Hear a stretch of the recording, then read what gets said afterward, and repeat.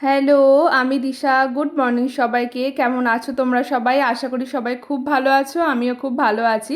তো আজকে অনেকটা সকাল সকাল ঘুম থেকে উঠেছিলাম। দিনটা হচ্ছে রবিবার।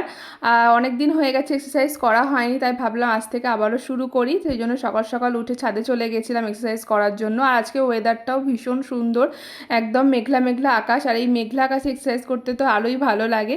নিচে এসে স্নান টান করে একদম ফ্রেশ হয়ে নিয়েছি। আর আজকে অনেকদিন পর একটু গ্রিন টি খেলাম। আর খাওয়া দাওয়া করে আবার বাইরে হঠাৎ করে মেঘ করে আবার ঝড় উঠে পড়লো, আর ভালোই ওয়েদারটা হয়ে গেল একদম।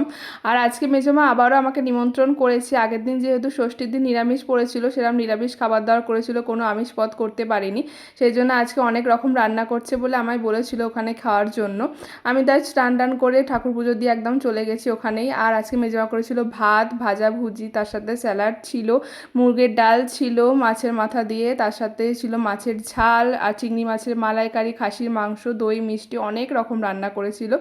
আর জামাইবাবুর সাথে সাথে আমরাও সব ভালো ভালো খাবার দাবার খেলাম। যাই হোক, অনেক দিন পর এত আনন্দ করে সবাই মিলে একটা দিন কাটালাম।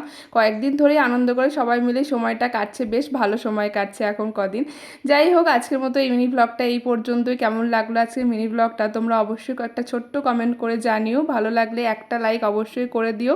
তো দেখা হচ্ছে তোমাদের সাথে অন্য কোনো নেক্সট ভিডিওতে। সবাই ভালো থেকো, সুস্থ থেকো, সাবধানে থেকো।